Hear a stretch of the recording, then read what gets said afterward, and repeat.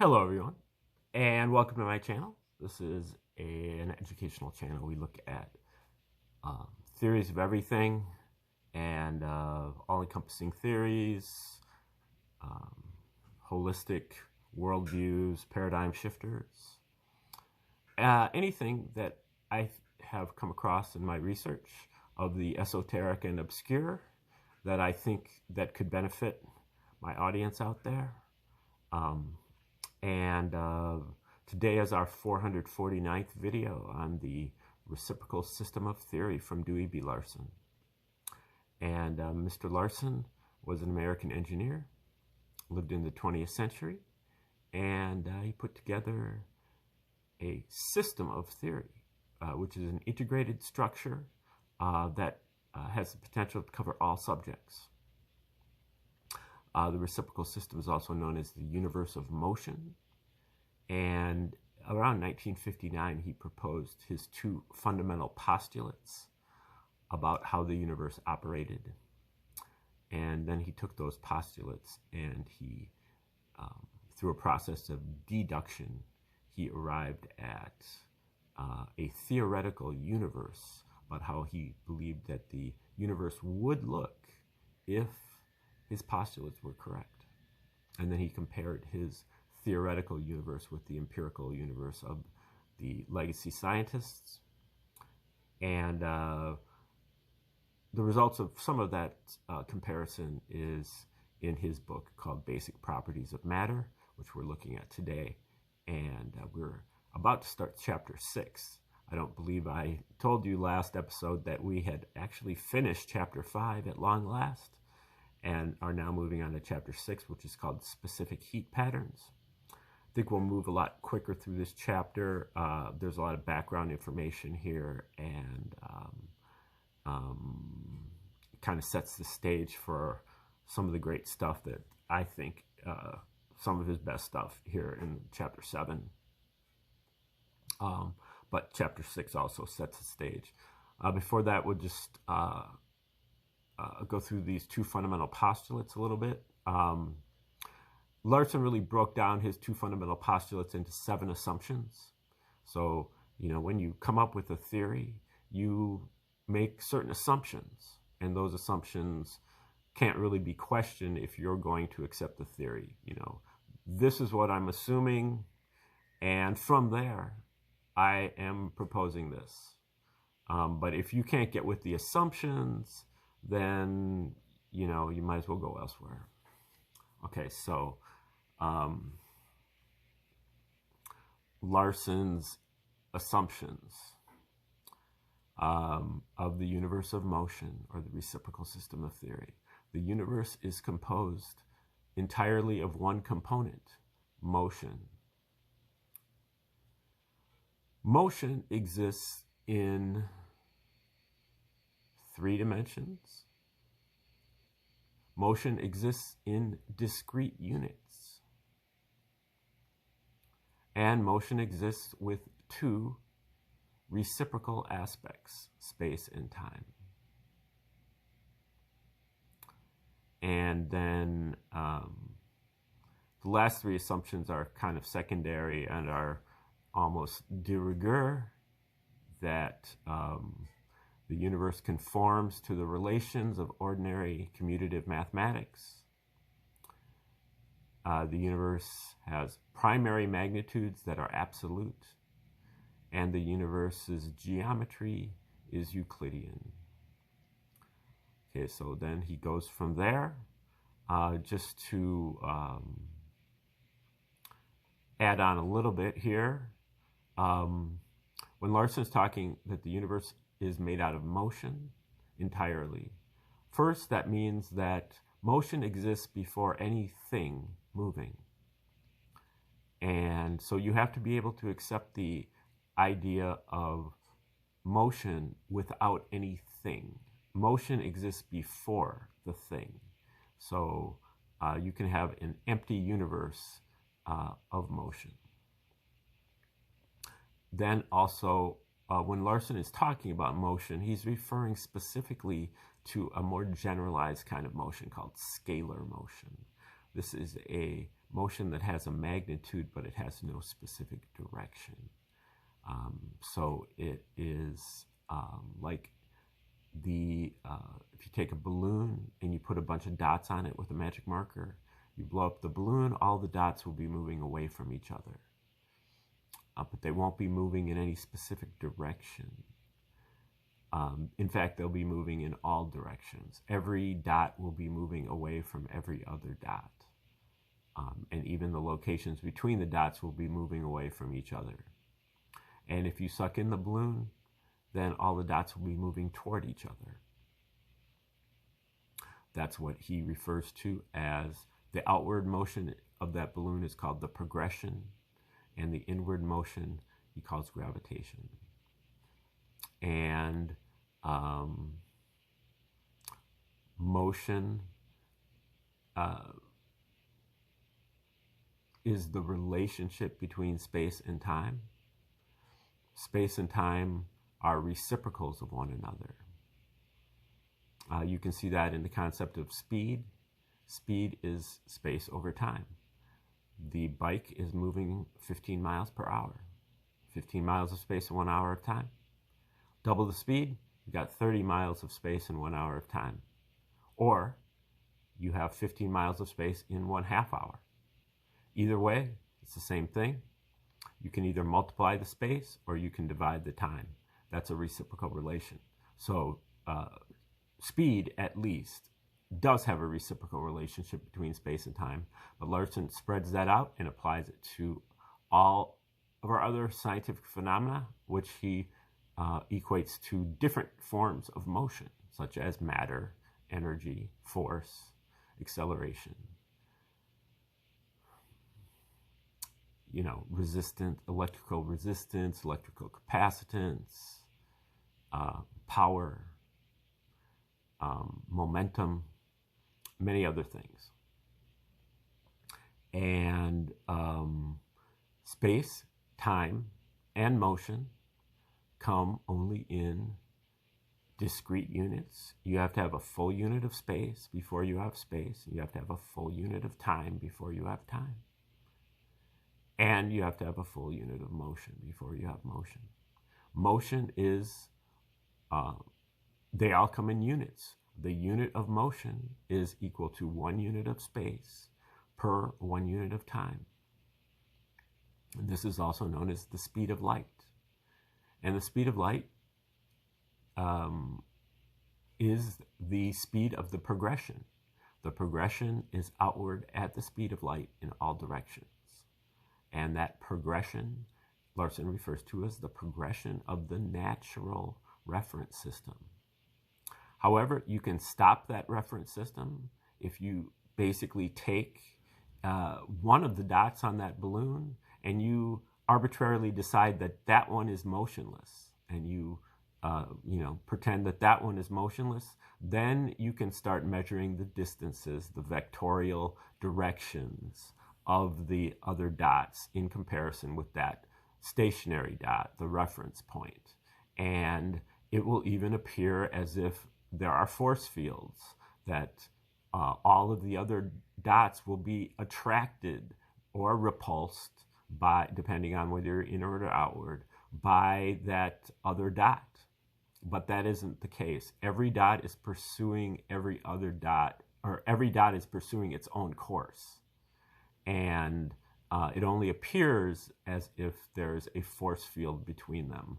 Larson calls this an as-if force. And this, when you do stop the universe like that and assign a reference point, then Larson calls that a stationary reference system, as opposed to the natural reference system, which is a moving system at the speed of light outward in all directions. So you have both a spatial reference system and a temporal reference system. The spatial reference system is 3 dimensions of space in a still frame. You're anchored to that reference system. It appears as if space is still. This is the environment that we're accustomed to. XYZ coordinates, but you still have scalar time. Time is ticking, flowing, progressing. It's always getting later and later and later, but in no specific direction. However, if you were and this spatial reference system applies to the half of the universe that is moving slower than the speed of light, which is the speed of light outward in all directions, is the midpoint or the null point or the neutral point or the origin or the 0 point of the universe of motion. Less than that speed is what Larson calls the material sector, and that's where you have the spatial reference system of coordinate space and clock time.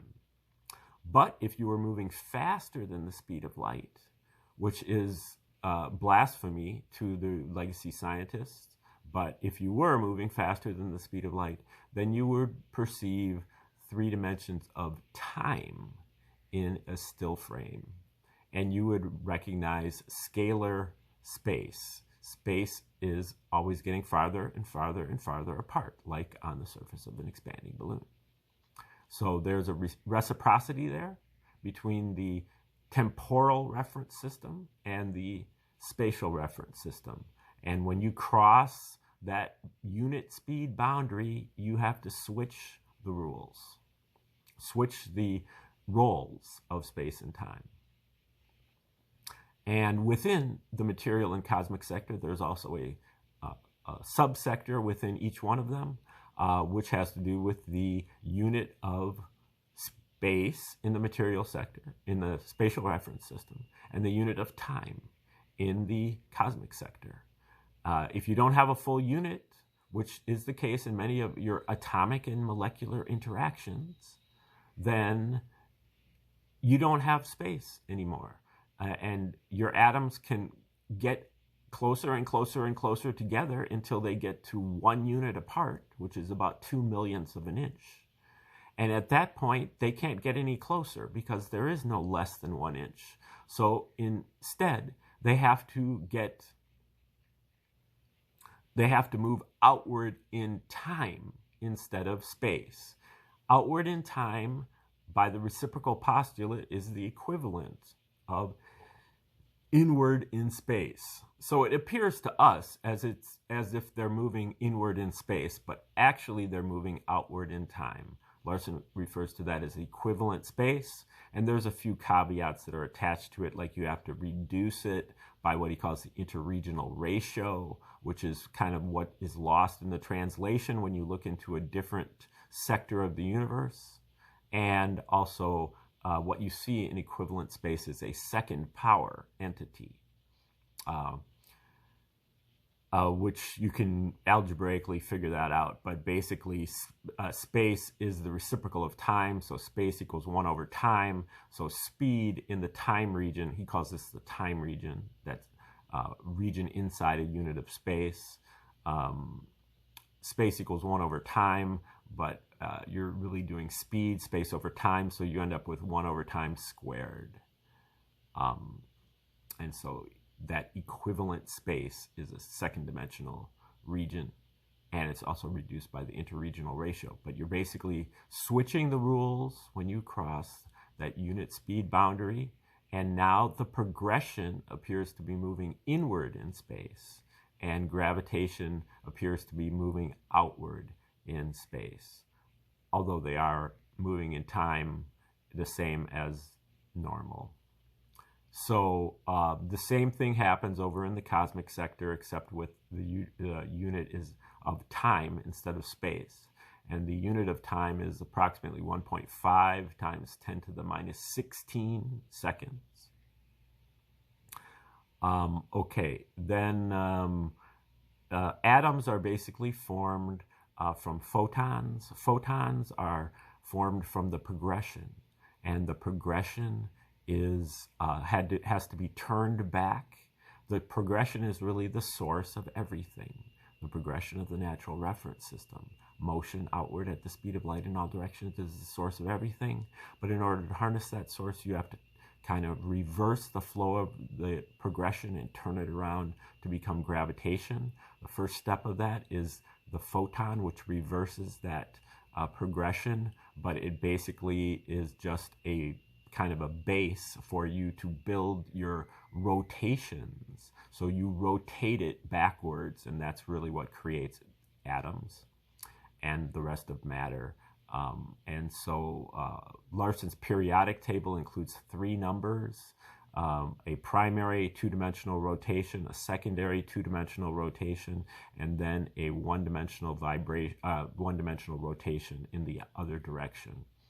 And so that's how he figures out, those are the basic raw materials that he uses to figure out various equations that he uses for things like specific heat and compressibility and the interatomic distances and other basic properties of matter that he discusses in this book. So let's start here with the beginning of chapter 6, specific heat patterns from the top. Figure 5, which I don't have access to right here, but hopefully with the new and improved videos, I will be putting those in eventually as soon as I get my tech chops up to the level of a 3-year-old. Figure 5 is a specific heat curve derived from experimental data. The points shown in this graph are the measured values of the specific heat of silver. The accompanying solid lines are the segments of the theoretical 4-unit curve of figure 4 with the temperature scale located empirically. While the curve defined by the plotted points has the same general shape as the theoretical curve, it is quite different in appearance inasmuch as the sharp angles of the theoretical curve have been replaced by smooth and gradual transitions. The explanation of this difference lies in the manner in which the measurements are made. As indicated by equation 5.8 and the curves in figures 3 and 4, the specific heat of an individual molecule can be represented by a succession of straight lines with inflection points, different sections where there are different transitions that occur that cause the slope of the line to shift. Experimental observations, however, are not made on single molecules, but on aggregates of molecules, and the observed temperature of the aggregates is the average of many different individual molecular temperatures, which are distributed about the average in accordance with the probability relations. And again, some of that is part of like Larson's fifth assumption there, that the universe conforms to the relations of ordinary commutative mathematics. He uses probability a great deal to derive, to come up with to deduce his theoretical universe.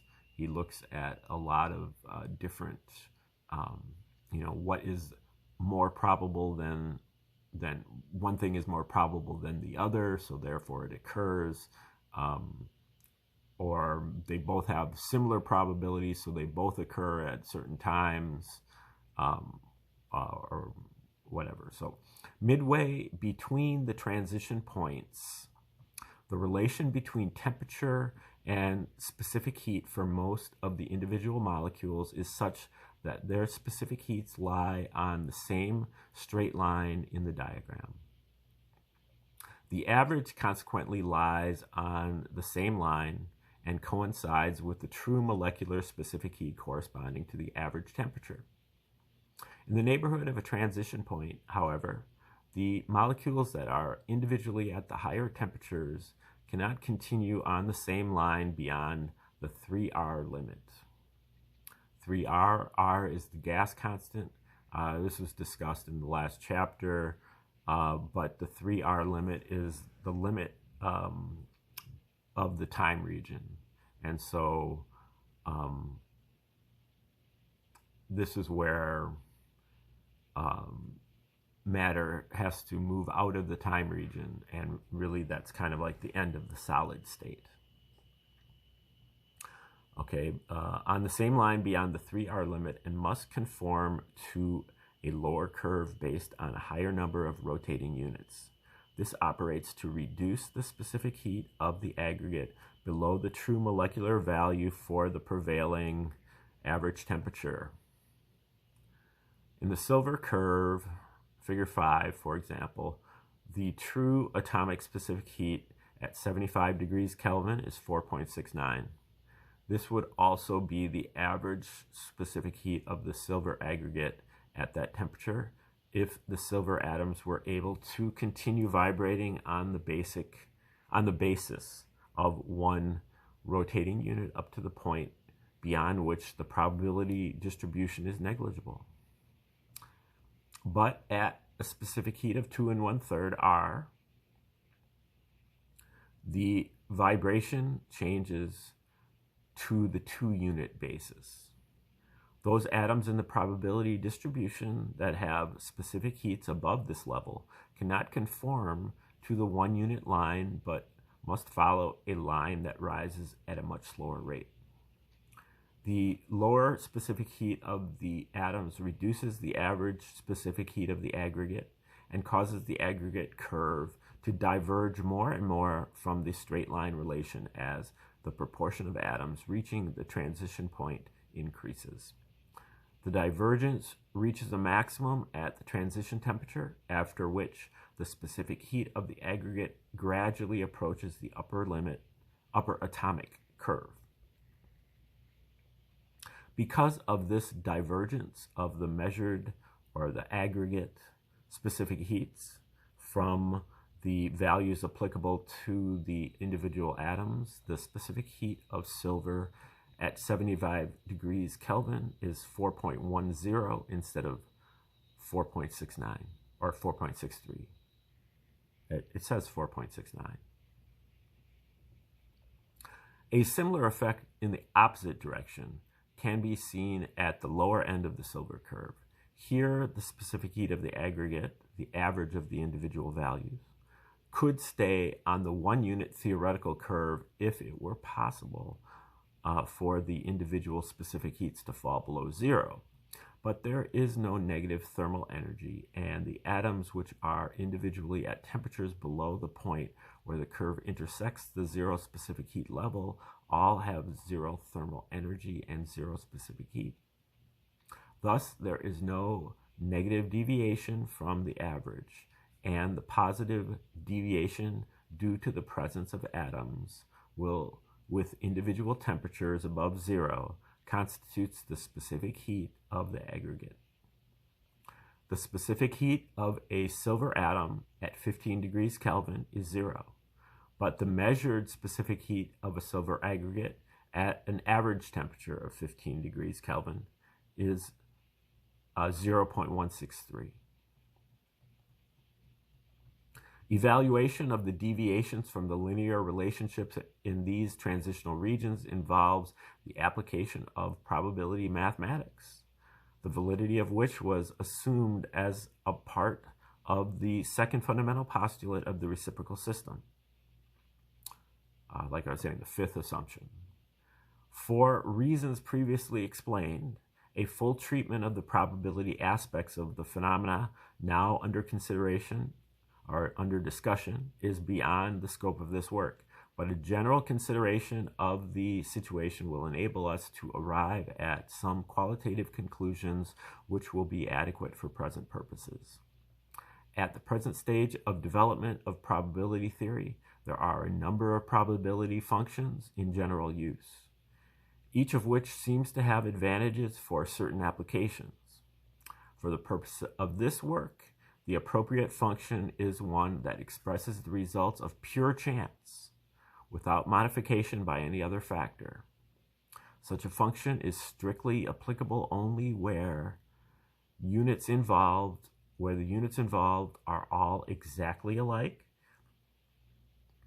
the distribution is perfectly random, the units are infinitely small, the variability is continuous, and the size of the group is infinitely large. The ordinary classes of events around which most present-day probability theory has been constructed, such as coin and dice experiments, obviously fail to meet these requirements by a wide margin. Coins, for instance, are not continuously variable with an infinite number of possible states. They have only 2 states, heads and tails. This means that a major item of uncertainty has become almost a certainty, and the shape of the probability distribution curve has been altered accordingly. Strictly speaking, it is no longer a true probability curve, but a combination of probability and knowledge. The basic physical phenomena do conform closely to the requirements of a system in which the laws of pure chance are valid. The units are nearly uniform, the distribution is random, the variability is continuous or nearly continuous, and the size of the group, although not infinite, is extremely large. If any of the probability functions in general use can qualify as representing pure chance, the most likely prospect is the so-called normal probability function, which can be expressed as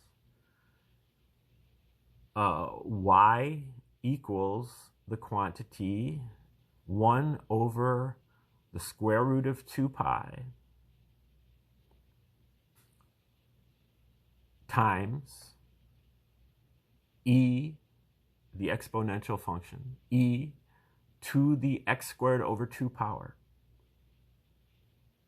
Okay, so y equals the quantity 1 over the square root of 2 pi times e to the x squared over 2.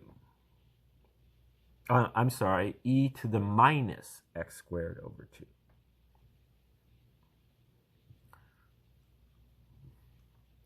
Tables of this function and its integral to 15 decimal places are available. It has been found in the course of this work that sufficient accuracy for present purposes can be attained by calculating probabilities on this basis, and it has therefore been utilized in all of the probability applications discussed herein, without necessarily assuming the absolute accuracy of this function in these applications or denying the existence of more accurate alternatives. For example, Maxwell's asymmetric probability distribution is presumably accurate in the applications for which it was devised, and it may also apply to some of the phenomena discussed in this work. However, the results thus far obtained, particularly in application to the liquid properties, favor the normal function. In any event, it is clear that if any error is introduced by utilizing the normal function, it is not large enough to be significant in this first general treatment of the subject matter. On the foregoing basis, the distribution of molecules with different individual temperatures takes the form of a probability function omega t, where t is the deviation from the average temperature. I think that's omega. The contribution of the omega t molecules at any specified temperature to the deviation of the specific heat from the theoretical value corresponding to the average temperature depends not only on the number of these molecules, but also on the magnitude of the specific heat deviation attributable to each molecule. That is, the difference between the specific heat of the molecule and that of a molecule at the average temperature of the aggregate. Since the specific heat segment from which the deviation takes place is linear, this deviation is proportional to the temperature difference, L, and may be represented as KT. The total deviation due to the omega T molecules at temperature T is then KT omega T. And the sum of all deviations in one direction, positive or negative, may be obtained by integration. It is quite evident that the deviations of the experimental specific heat curves from the theoretical straight lines, both at the zero level and at the transition point, have the general characteristics of the probability curves. However, the experimental values are not accurate enough, particularly in the temperature range of the lower transition, to make it worthwhile to attempt any quantitative correlations between the theoretical and experimental results. Furthermore, there is still some theoretical uncertainty with respect to the proper application of the probability functions that prevents specifying the exact location of the probability curve. The uncertain element in the situation is the magnitude of the probability unit. Equation 6.1 is complete mathematically, but in order to apply it, or any of its derivatives, to any physical situation, it is necessary to ascertain the physical unit corresponding to the mathematical unit. One pertinent question still lacking a definite answer is whether this probability unit is the same for all substances.